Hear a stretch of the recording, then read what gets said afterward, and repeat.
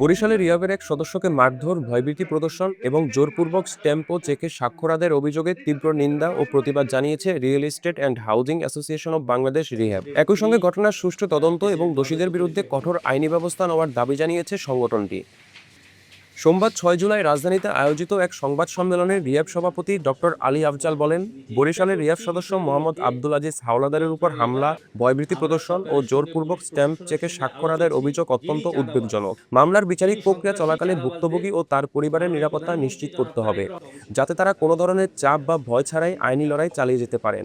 সাম্প্রতিক বরিশাল রিহাবের একজন সম্মানিত সদস্য, বাকলা ডেভেলপস প্রাইভেট লিমিটেডের চেয়ারম্যান, একই সাথে উনি অগ্রণী হাউজিং লিমিটেডের ব্যবস্থাপনা পরিচালক মোহাম্মদ আব্দুল আজিজ হাওলাদার, তার উপর অমানবিক শারীরিক নির্যাতন, যা আপনারা সোশ্যাল মিডিয়া এবং আমাদের প্রেস মিডিয়ার মাধ্যমে তুলে ধরেছেন, সংবেদনশীল অঙ্গে আঘাত, ভয়ভীতি প্রদর্শন, জোরপূর্বক স্ট্যাম্প ও চেক স্বাক্ষর আদায়ের অভিযোগ আমাদের গভীরভাবে মর্মাহত করেছে।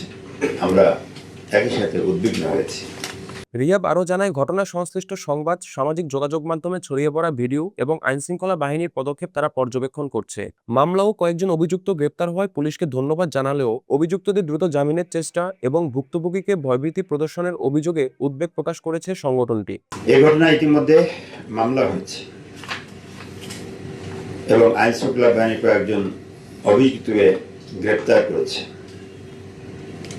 আমরা রিহাবের পক্ষ থেকে পুলিশের দ্রুত পদক্ষেপ নেওয়ার জন্য ধন্যবাদ জানাচ্ছি, কৃতজ্ঞতা জানাচ্ছি।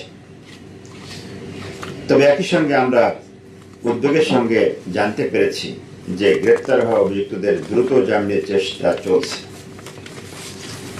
এবং ভুক্তভোগীকে বিভিন্নভাবে ভয়ভীতি প্রদর্শন, চাপ প্রয়োগ, হয়রানির অভিযোগ উঠছে।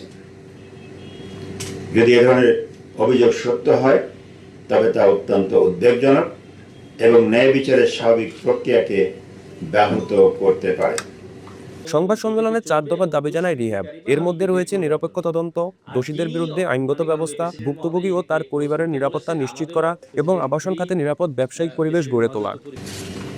রিহ্যাবের পক্ষ থেকে আমরা সরকারের সংশ্লিষ্ট মন্ত্রণালয়, আইনশৃঙ্খলা রক্ষাকারী বাহিনী, বিচার বিভাগের প্রতি আহ্বান জানাই, ঘটনা নিরপেক্ষ, দ্রুত, স্বচ্ছ তদন্ত নিশ্চিত করতে হবে। অভিযোগ প্রমাণিত হলে জড়িত প্রত্যেকের বিরুদ্ধে দৃষ্টান্তমূলক আইনগত শাস্তিমূলক ব্যবস্থা নিতে হবে। ভুক্তভোগী তার পরিবারের নিরাপত্তা নিশ্চিত করতে হবে। ভবিষ্যতে আবাসন খাতের উদ্যোক্তাদের নিরাপত্তা নিশ্চিতে কার্যকর পদক্ষেপ গ্রহণ করার জন্য সরকারের কাছে সবিনয় অনুরোধ করছি। রিহ্যাবের দাবি, দেশের আবাসন খাতে হাজার কোটি টাকার বিনিয়োগ এবং লাখো মানুষের কর্মসংস্থান জড়িত। তাই এ খাতে নিরাপত্তা ও আইনের শাসন নিশ্চিত করা জাতীয় অর্থনীতির স্বার্থেও জরুরি। এ সময় ভার্চুয়ালি সংবাদ সম্মেলনে যুক্ত হয়ে নিজের ঘটনার বর্ণনা দেন ভুক্তভোগী রিহ্যাব সদস্য মোহাম্মদ আব্দুল আজিজ হাওলাদার। আমার বক্তব্য আসলে তো সবই আপনারা ভিডিওতে দেখেছেন। সেদিন 27 তারিখ 26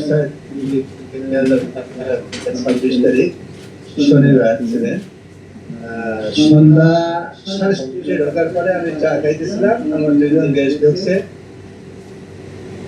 হঠাৎ করে 7:35-37 হবে এই সময় এই সম্ভবত একটা দল আমার অফিসে ঢুকছে, আমার রুমে ঢুকছে 3-4। রিহ্যাবের সহসভাপতি আব্দুর রাজ্জাক বলেন, ব্যবসায়িক বিরোধ থাকতে পারে, তবে কোনো প্রবীণকে এভাবে হেনস্থা করা সভ্য সমাজের কাছে গ্রহণযোগ্য নয়।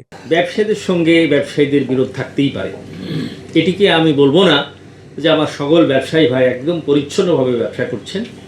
সেই বিরোধটির অর্থ এই নয় যে আপনাদের অনেকেরই সেই যে আজিজ হাওলাদার, উনি একজন প্রবীণ মানুষ, যেভাবে তাকে হেনস্থা করা হয়েছে এটি কোনো সভ্য সমাজ গ্রহণ করতে পারে না। আমরা এটির তীব্র নিন্দা জানাই এবং এর দ্রুত বিচার দাবি করছি। রিহ্যাব বলছে, এই ঘটনার সুষ্ঠু তদন্ত ও দৃষ্টান্তমূলক বিচার নিশ্চিত না হলেও আবাসন খাতে উদ্যোক্তাদের আস্থা বাড়বে এবং আইনের শাসন প্রতিষ্ঠায় ইতিবাচক বার্তা যাবে।